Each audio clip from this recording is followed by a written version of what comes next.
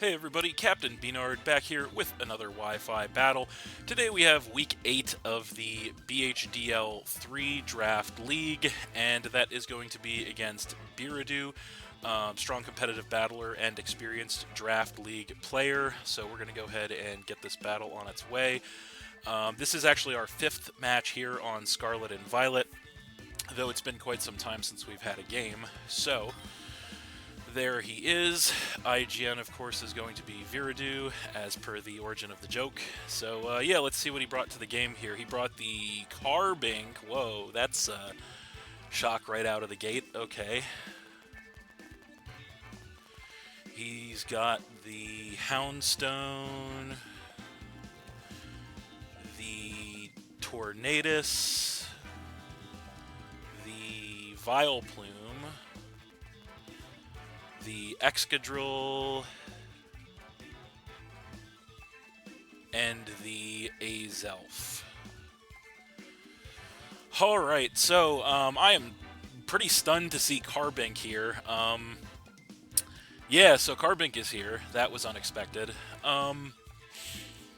Yeah, so I'm a little thrown off by that. Everything else I thought there was a possibility he might bring. But yeah, so I'm not 100% sure what he's going to want to lead with here. I don't know if that really changes my math. It's a little surprising. No Tyranitar. That's crazy. I guess he didn't even want to try to fight the Weather War. Yeah, we don't have much time to choose. Let's go with Rotom. Let's lead Rotom Wash. That was my plan coming in. I don't really have time to adjust to anything else. So yeah, we're just going to do that and see how that works out. Yeah, so I am definitely a little bit surprised by the squad that he brought, specifically with the absence of the Tyranitar and the inclusion of the Carbink. That's really surprising. So he's definitely got to have something crazy planned with that Carbink. And yeah, we'll just go ahead and see what happens here. Hopefully we can make something happen against this guy, as it looks like he is going to go ahead and lead with the Tornadus straight away, as we lead with the Rotom. So obviously this thing could have grass moves, so that's a little bit of a concern for us. Even if it does have a grass move, I don't think it will KO. I'm pretty sure it won't. Unless he's like Choice Specs Grass Knot, which would be really weird.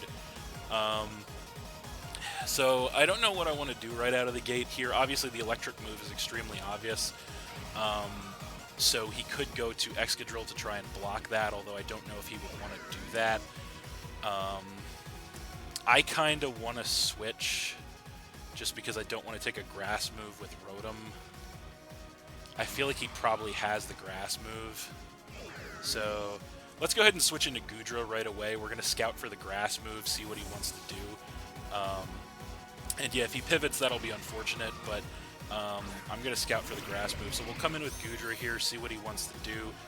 He does just U-turn, unfortunately. He does some chip damage, not a ton, but he does get the pivot, of course. So we got U-turn on the Tornadus, obviously. So we'll see what he wants to bring in here. That'll kind of give us a inclination as to where his mindset is here in this one.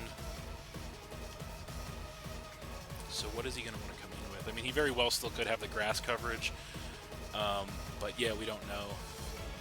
So he's going to go ahead and come in with the Azelf. Okay, so it's Azelf is in. We are going to get some HP back from the leftovers, which is not bad. Now, I kind of don't want to just keep pivoting in circles here. Although I don't want to take a big shot with Goodra, I don't want to either. Also, don't want to give this thing an opportunity to set up on us. We could Terra right now. I kind of wanna, because I don't know that the Dragon typing is going to be. We could probably afford to Terra early here on this thing to try and get a big shot off on him. Because I kind of don't want to just keep pivoting in circles or let him give him the opportunity to pivot. So we're going to go ahead and Terrasilize into a water type, and we're going to try to hit something hard with a Terra boosted Scald. I think that's going to be our play. Alternatively, I kind of want to do that. I'm not sure what he's going to want to do with this thing, but yeah, let's just do that. Let's do that. Terra Scald. Yeah, let's do that. See what he wants to do. Now, Azelf obviously has a huge move pool, so this thing could be literally anything. But I'm given to believe he might have some kind of coverage for Goodra since he just switched it in on us, the way that he switched it in on us. But we're going to go ahead and Terrasilize into that water type, giving us some type changes here. He's going to outspeed us, of course. He goes for a Psyshock, so that wouldn't have really mattered one way or another. Does massive damage to us, knocks us down to about a third HP. But we do survive. We go for the Terra Boosted Scald in return. Does take him down by over half, which is nice damage, and then we do get some HP back with the leftovers. Unfortunately, I don't think we regained enough. We did enough, or I don't think we did enough damage that we're going to be able to survive another one of those things. Or he did so much damage that we're not going to be able to survive another one of those, is what I'm saying. So the question is, would he be choice item on this thing? I think he might. There's a chance he could be choice item, but the question is, do I want to bet my Scissor on that he's choice item? Because Scissor is the switch for this thing if he's choice locked. I feel like he might be choice item because we didn't see anything else, so it's definitely possible. I do kind of want to save Goodra because it could be valuable for taking on other things, although it's massively chipped now. But you know what? Yeah, we'll try to save it. We're going to switch to Scissor to try and save the Goodra because I feel like he could be choice item. So we're going to find out. I'm really banking on the choice item here because if he's not, this could be catastrophic. But we're going to go ahead and switch in with the Scissor here as he does go for the Psyshock. So how much damage is that doing? Not too much to the Scissor, which is good. But now the question becomes, is he really choice item is the real question. So I'm going to bank on that he's choice item, and I'm going to go ahead and try to hit something with a knockoff here. I think that's our play. We'll see what he wants to do. If he does switch, getting a nice knockoff on something is going to be pretty important. So yeah, we'll see what he wants to do. But if he does switch. Now, if he is packing the fire move, we do have an Akka Berry on Scissor this week. I had that specifically actually for the Tyranitar because I was actually predicting him to bring a mixed Tyranitar, which he actually didn't even bring Tyranitar. But we might actually be able to take a fire move with Scissor because of the Akka Berry if he does have it. So we'll see what he wants to do. He could easily, well, we'll find out. Yeah, so he does switch. So he's probably choice item on the Azelf. He might actually be Scarf to try and take on our Sneasler, but he switches to the Houndstone, and we get a big knockoff on the Houndstone, which gets rid of that thing's Lumberry. So that thing's fluffy. That thing's 1,000,000% fluffy. So yeah, so we need to make some notes here. So that Houndstone is 1,000% fluffy right now because that knockoff did nothing to that thing. So let's see here, and then let's see. Houndstone has no item now, which is good. But yeah, we got to switch, I think, because that Houndstone is certainly fluffy. Based on that damage output, that Houndstone is certainly fluffy. So I think we're just going to switch to... I kind of want to switch to Mudsdale. Kind of want to switch to Ninetales. Kind of want to switch to Mudsdale or Ninetales. Let's go Mudsdale. Let's go Mudsdale. And we'll see what he wants to do here. But yeah, that Houndstone is obviously fluffy, which we probably could have guessed anyway, because there's no Sandsetter on his team. We come in with the Mudsdale. Unfortunately, he does predict that and go Will-O-Wisp, so that's worst case scenario. So our Mudsdale is going to get burned, which is going to severely limit what it can do this game, so that's really unfortunate. We are going to take some burn damage as well, so it definitely looks to be more of a defensive Houndstone. So I think we definitely just go ahead and go Stealth Rock here. I don't think there's any reason not to, so that's what we're going to do. We're going to try to get the hazards up on him. But yeah, having Mudsdale burned is going to be a huge liability for us, unfortunately, as he, of course, is going to go for the switch. And we'll see what he wants to come in with here. It is going to be the Azelf once again. So that thing comes in, predicting the ground move. We go for the Stealth Rock, get the entry hazard up on him, which is nice. Unfortunately, well, we do get some HP back from the leftovers, which is nice, but then we are going to take some damage from the burn. So unfortunately, we can't really hit this thing very hard with Mudsdale, obviously, since we're burned. Now, in a way, I kind of want to switch out here, but in another way, I don't want to switch out because this Azelf is certainly going to be choice itemed. We could phase him out with a Roar. That's a possibility. I don't really see the point in switching anything in right now because Mudsdale is burned. I mean, Mudsdale is a nice counter to some of his Pokemon, but unfortunately with it being burned, there's not a ton that it can do right now. So we're going to go ahead and, I mean, we could Stone Edge for damage. That's another possibility. But I can't imagine it does too much. But at the same time, we could phase him out. So we either roar him out or we Stone Edge. I think those are our two options here. Let's Stone Edge for damage. Let's see where that gets us. He does go for a Psyshock, which is kind of fine. That does do decent chip to us, takes us down to about 50%. We get the stamina defense boost, which is nice. We go for the Stone Edge. It actually does take him out with a critical hit, which is amazing. So we get rid of that Azelf, which was certainly going to be choice, knocking him down to 5. The crit, I think, probably mattered there because of the burn, but I'll take it because that Azelf was going to be a huge menace. So we get rid of that thing, he goes down to 5. That's pretty amazing. We do get the leftovers recovery and then also take the burn damage as well. So we'll see what he wants to come in with now in response. It is going to be the Carbink. So this thing is in now. He does take some Stealth Rock damage. So there's only one reason he could have brought this thing in, and that is certainly because he's going to try to either set hazards or set up on us in some capacity. So I think we definitely just roar him out here. I think that's the play, because we don't want this thing to start setting up iron defenses. He probably does just go for the Stealth Rock, so we could take that opportunity. So he could, you know what, we might actually, I kind of want to, if I can, really quick look up Carbink's speed, because I feel like Carbink is pretty slow. Where is Carbink?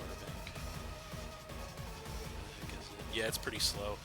I kind of want to switch to Goodra because I feel like he just goes for Stealth Rock, but you know what? Let's just roar him out. Let's see what he does. Let's just roar him out. He does go for the Stealth Rock, so we could have switched into Goodra with the free switch, but it is what it is. So he does get the free Stealth Rock on us. We do go for the roar to phase him out. Which is something.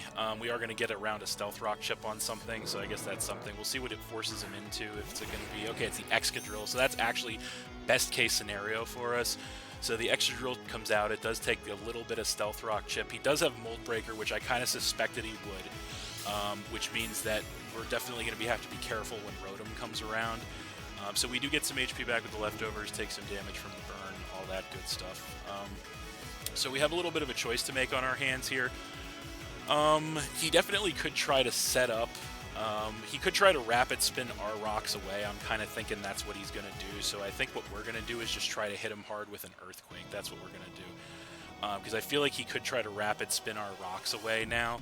If he switches to Tornadus, it just kind of is what it is. But I feel like he could do that, and if he does, you know, that's unfortunate. But that just is what it is. It's a risk I'm willing to take at this point, to hopefully try and do some big damage to this thing. I don't think an Earthquake KOs him because we're burned, unfortunately, so that could be a problem, but we'll just have to see what he wants to do. He is really thinking about this one, and he does switch, so he certainly didn't want to take that gamble. Understandably so. He is going to go ahead and switch directly into the Carbink once again, interestingly enough. So that thing comes in, it takes some Stealth Rock damage. We go for an Earthquake. We'll see how much damage we can get on this thing. Probably not a ton. Actually, quite a lot, actually. But it's going to go ahead and trigger a weakness. Or no weakness policy. It's just going to be leftovers. Okay, never mind. I thought a weakness policy was activated. My bad. So we do get a big shot off on the Carbink, which is incredible. And then we do the leftovers burn shenanigans again. So given how much HP he's at, I feel like another Earthquake definitely takes him out. So he could certainly take this chance to go ahead and switch into the Tornadus here, if he doesn't want to lose the Carbink. But I feel like we're ahead. There's no reason to overpredict, so I feel like we just play it safe and Earthquake. Either that, I mean, we could roar, but I don't really want to just keep on playing those roar mind games for no reason when he's this low. So he could certainly... I don't think Stone Edge takes this thing out. That's the problem. If we weren't burned, it would. I feel like he could certainly go to the Tornadus here to try and save this thing. Let's Earthquake anyway. He could switch, but no, he stays in, gets Lair of Spikes up. Okay, so he goes Lair of Spikes. I think that's kind of fine, though, because we go for the Earthquake, and from that range, I believe it does, yes, indeed, it does take the Carbink out, fortunately. So we get rid of the Carbink, knocking him down to 4. So he did get another layer of hazards up, which could be problematic. But we do get rid of the Carbink, knocking him down to 4, and get some HP back to leftover. So Mudsdale, despite being handicapped by the burn here, is really putting in the work on his team, which is quite amazing, actually. So I'm actually very happy with how the work that Mudsdale's putting in right now, despite being burned. But yeah, we'll see what he wants to come in with in response. Obviously, he has a number of options here. Actually, you know, he kind of only probably has, well, let's see what he does. He does, okay, Vileplume. So that's kind of what I was thinking. So Vileplume comes in, he takes some Stealth Rock damage. Now, I don't think we want to stay in here with Mudsdale. I don't think we just lose Mudsdale for no reason here. So we have to decide what we want to bring in on this Vileplume, keeping in mind he does have some hazards up. Now, if he didn't have all those hazards up, I'd be very tempted to just go straight into Goodra. But I think after all that hazard chip, Goodra is going to be in serious trouble if we try to switch that in. Vileplume can't really do much to Scissor, so I kind of just want to switch Scissor in so we can get those hazards off the board, because I think those hazards are going to be a real problem. So, bearing that in mind, I think we switch into Scissor. Yeah, I think we switch into Scissor here, because I don't know that Vileplume can do much to Scissor, but he actually makes a double switch. What does he double switch into here? That's the question. It is going to be the Tornadus. So interesting play on his part. He comes in with the Tornadus, takes the Stealth Rock. We go for the switch, so the double switch is going to benefit him greatly because we come in with the Scissor, and unfortunately, we do take a bunch of hazards here with the Scissor, which leaves us a little above 50% health. Now, unfortunately, I don't think now. Let's see. We do have the Aqua Berry. Let's not forget we do have that Aqua Berry. So we also know Tornadus can get fire moves. So you know what? As much as this might be kind of a gamble, I feel like those hazards are going to eat us alive if we don't take the opportunity to get rid of them. So I feel like we're going to make a calculated risk here and try to defog the hazards away. He could easily go for the fire move, but we do have the Aqua Berry. We are weakened, so I don't know if we can take one. But you know what? It's a difficult decision. It's a very difficult decision. Let's try it. Let's defog here. He does go for the Air Slash. We don't actually take it. It takes us out and knocks us down to 5. So okay, so could he be Choice Item? He might be Specs maybe actually. So yeah, so he takes us out with an Air Slash, so we should make note of that. So that's unfortunate. That means those hazards are going to be up to stay, so that sucks. However, I think what we do in this situation, I feel like we come in with Rotom. I think that's the play here. Either Rotom or Sneasler, but I think Rotom's the play. So yeah, we come in with Rotom. We're going to have to be careful because of those hazards, obviously. It's going to limit our switches. So we'll come in with Rotom. We take some Stealth Rock damage, not the spikes because of Levitate, obviously. Now, I feel like this thing could very well be like Choice Specs, because that Air Slash KOing us, I don't know how much damage we would expect this to do. I'm not sure. Let's think about this. This is Tornadus Therian.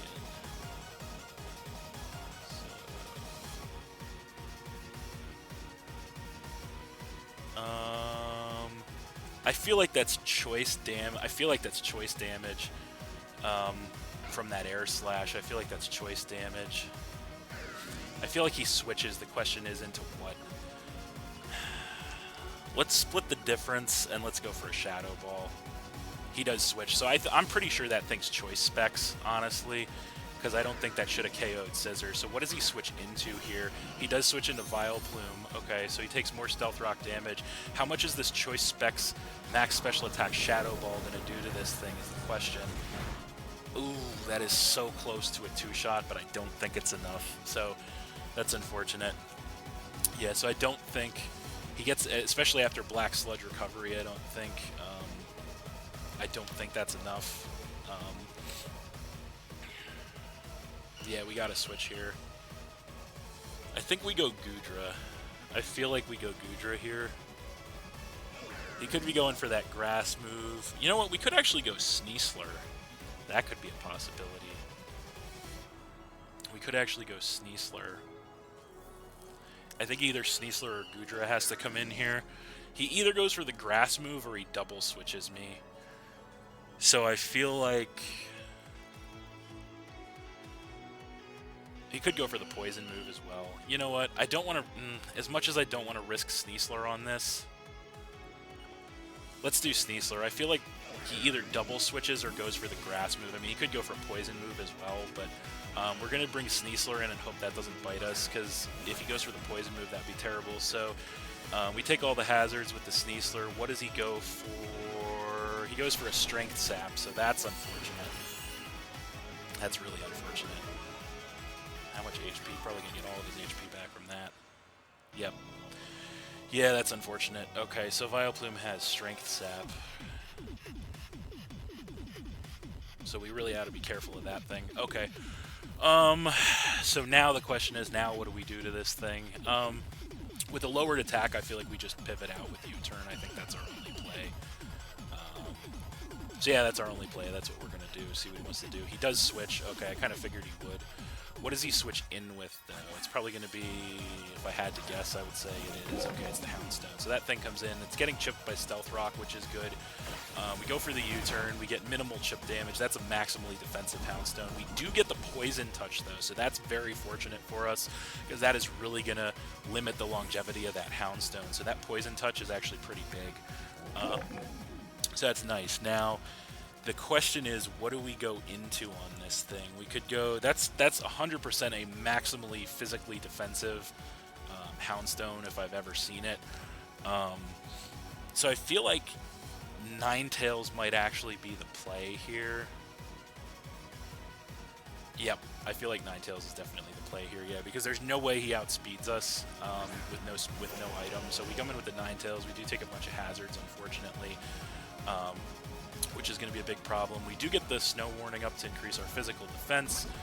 He is going to take some poison damage. So I feel like he's certainly within range that a Blizzard takes him out from here. And he doesn't really have the best of switches. That's the thing, is he really does not have the best of switches to a Blizzard from Ninetales. However, this thing is his Terra Captain, so that's important to keep to note, is that this thing is his Terra Captain. Now, would it be a Terra type that would, in fact, resist Ice is the question. I feel like we just Blizzard here. I think that we are still ahead for the most part. As much as I would like to get an Aurora Veil up, I feel like Blizzard is still the play. So let's just Blizzard and see what he wants to do here. Because I don't know that anything he switches into... Okay, so he does switch, so we're going to get a Blizzard on something. I don't know that anything he switches into takes a Blizzard very well. What's that? That is going to be... He switches the Vileplume in willy-nilly on a Blizzard. That's crazy. So he comes in with the Vileplume, takes the Stealth Rock damage. We go for the Blizzard. Does massive damage to the Vileplume. Not quite enough to take it out, but that is huge, huge damage on the Vileplume there with the Blizzard. There is no reason not to go for another Blizzard, so we're going to do just that here. There's no reason not to just quick Blizzard again in this situation, so that's exactly what we're going to do. And we'll see what he wants to do. But yeah, he definitely does not outspeed the Ninetales with the Vileplume for sure. And it is certainly within Blizzard range. He just stays in and we take it out with another Blizzard. So that is actually huge. He made quite the huge gamble there that we would Aurora Veil, and we catch the Vileplume getting rid of it with 2 Blizzards, knocking him down to 3 Pokemon. So that is incredible news for us. Absolutely incredible. So Ninetales putting in the work there, which is incredible for us. So we will see what he wants to come in with in response to that. He's got the Tornadus, the Excadrill, and the Houndstone remaining at this point. So he's definitely not coming in with the Houndstone. That's for sure. He might come in with the... Okay, he is going to come in with the Excadrill. So that thing comes in, takes some Stealth Rock damage. He's got Mold Breaker, obviously. Now, we don't know what item is on this Excadrill, so based on the fact that he's Mold Breaker, I would hazard a guess that he might be Scarf. I feel like he's not going to be a setup variant of Excadrill. just due to the fact that I don't feel like he would have had Mold Breaker, but I feel like our best scenario in this situation. What do we do? Ninetales could close the game out for us actually if we keep it alive. However, I don't know. He could be. You know what? I feel like he could be. If he's not Scarf, we outspeed him, regardless of his speed investment. So what does he do? He's got to be Scarf. You know what? Let's try to... Let's go Blizzard. He's Scarf. Okay, so he goes Earthquake. Can we take it? No, we can't take it. That's unfortunate. So he is Scarf on the... He's 100% Scarf. That sucks. So we lose Ninetales and we go down to 3. So we know Excadrill is EQ. We know it's Scarf. Because there's no way he would have outsped us if he's not Scarf. So the only good thing about this is we can pretty freely... What can we do? We can't switch into Rotom, obviously. That's unfortunate. I really didn't want to lose Ninetales like that. But he was Scarf. There was no way out of it. Let's go, yeah, let's go into our Scarf. Let's go into Sneasler, because we know... the only good thing about this is that we know he's Scarf now. There's no way he's not Scarf. So we take a bunch of hazards. He's probably banking on us being Scarf. However, we can't over-predict here. I mean, he does have multiple switches. However, if we over-predict and get it wrong, we're screwed at this point. So we pretty much just have to... I feel like we have to make the safe play. We have to make the safe play. Because if we predicting him to switch and he doesn't, we pretty much lose, I think. So yeah, we got a close combat here. As much as I don't want to, we have to make the obvious play in close combat, because if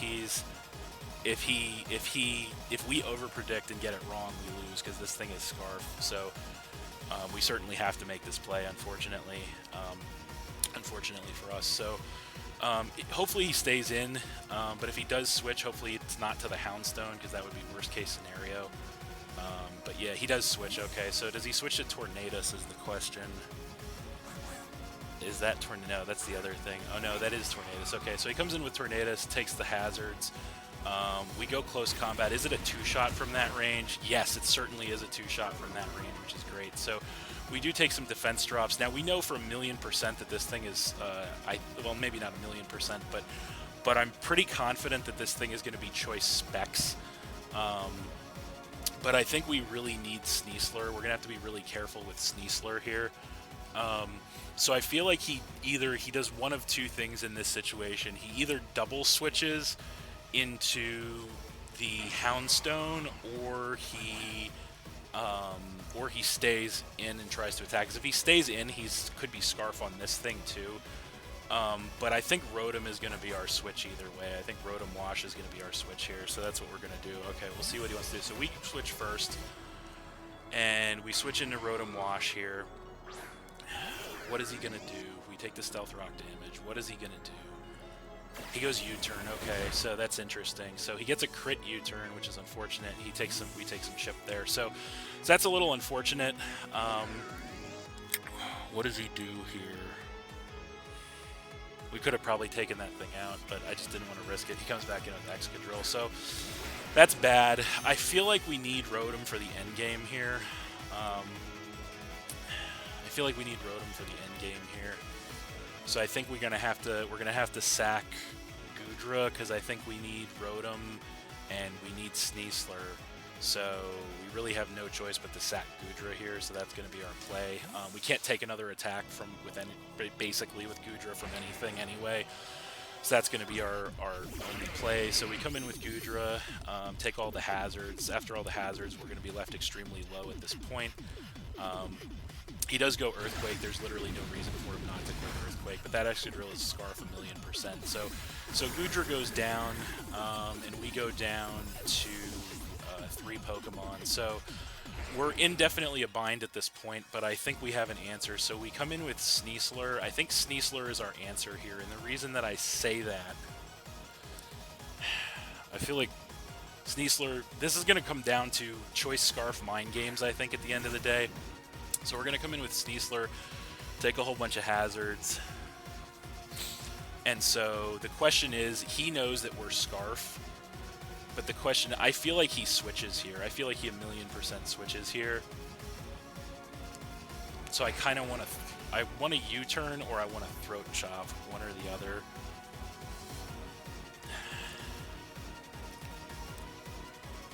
Man, this is tough. This is really tough. This is really tough. This is really tough. This is really tough. I don't think we close combat because I feel like he switches. I feel like he switches. I feel like he switches to Houndstone here. Let's U-turn. I feel like he switches. He does switch. Okay. What does he switch into?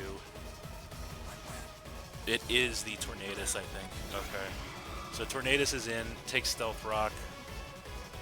We go U-turn. Knocks it into the red. Not enough to take him out. Oof, this is going to come down to the wire. Can we take an attack with this thing from Rotom? I guess we have no choice but to find out.